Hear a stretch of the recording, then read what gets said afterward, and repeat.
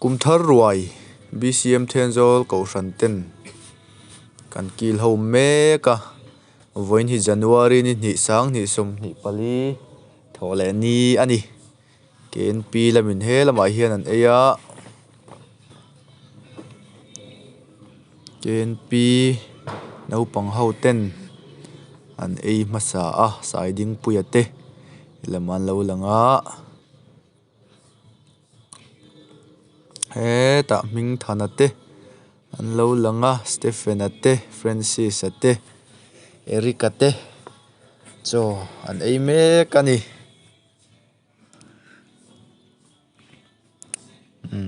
an puar tura kan ngai ani cho an do nem ther ther lom khop mai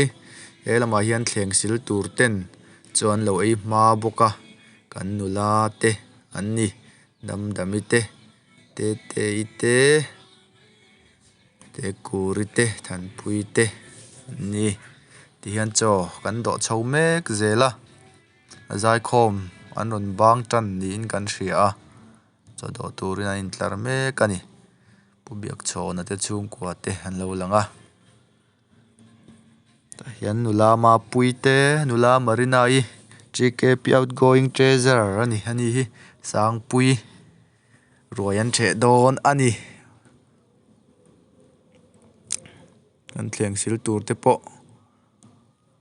chon ei me kani puma donga cho do me ka pubiak chhona na ron zui boka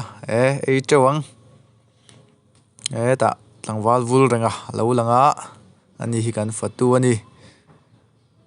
purole na te tlangwal Jameson cho do me kani helama hian pi ma hriati ten an lo vil mek boka ani hi fatu thiam asiam thiam ani a asiam a bei siam hi atui lo ngai lo ani ti hian biakin saklai ani a biakin saklai a hian kum thar ruai kan kil ho mek ani kan KNP member te po chon lo la eya lu ite marsi ite lama hian pi van mingi te chung kwain an lo kil mek bok ani kan puar tlang tura kan ngai ani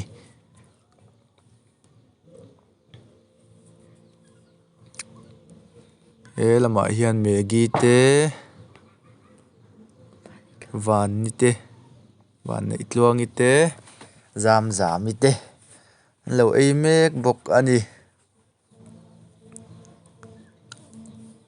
Stephen apo var lian thei khop mai helama hian puma thanga cho ei mek boka bong ru akhel ani akhel lian khop mai she nat mel khop mai a helama hian kan tlangwal ten chon eya tlangwal James apo alo la ei ngar mai dam damile teile than puinan la yani GKP outgoing secretary PSL remro tapo momlut mol mai puma donga hawin an lo yani lama puite marinaite pitete ite po an ron lang ani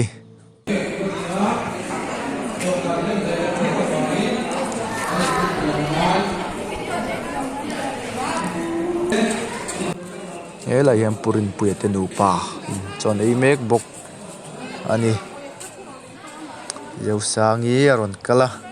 chung te bula ti hian choron ei ve don ani ni pon marsi te ama alvin ale pitluang puin chon lo ei dun mek boka ani pon ei puar tura ngaila chomen siam tuya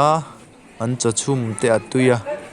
thil siam ang kim mai hi voin tlai chu BCM Tenzol ko sante kan tlei hle ani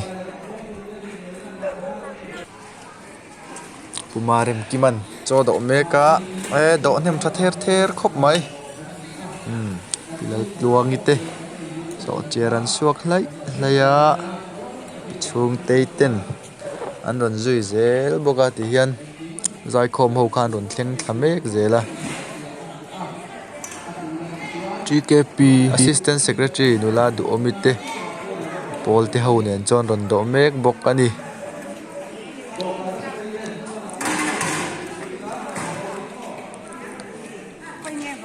kan fatu te an ha khopang voin ni chu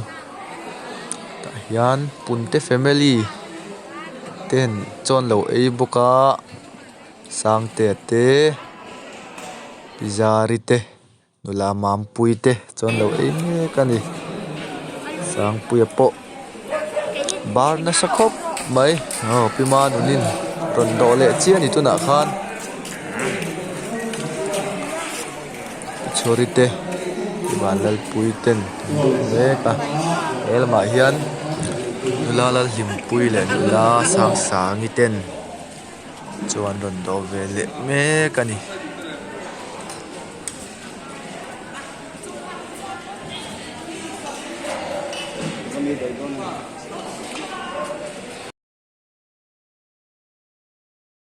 Pizau mari le fa pa Tlangwal rem tluanga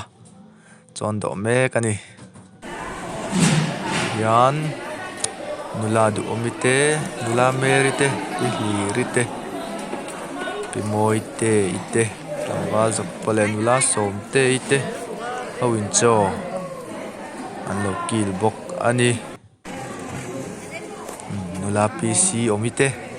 pila ite piman ite pusang te ate Moses hawin chon lo eime bok ani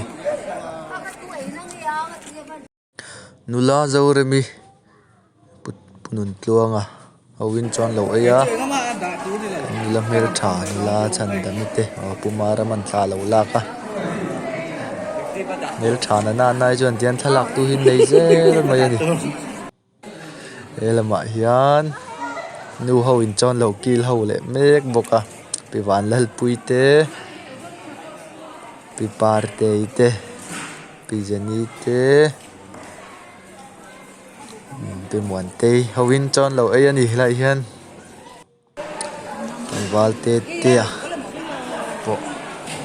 apuar tura kan ngai ani picham pui pokhel lian khop mai noi lama pika pite chon lo aya GKP president rongbol tu lal rola sai lo po ei phai to khop mai puma tlan zawa rongbol tu vilal tan zawa ani puar tura kan nga yang ani po in hoi lama yang kum upalam ten an lo eya puar them pu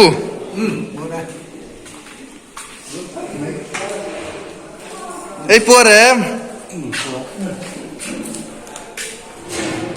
teu ro pu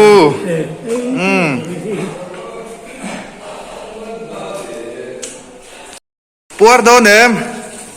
puar thèng mo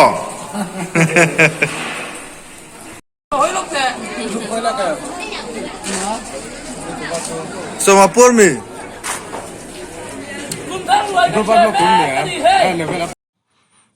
PM emile.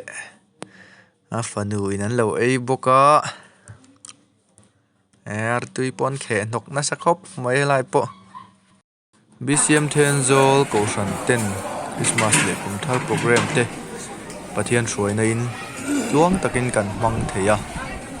Zai khom bo ruak te anuama zai anuama puchan tak tak te kan ngai thlachina pathian in min hruai ani ti kan hria pathian min hruai na zong zonga media sel ten lom thu kan sei ani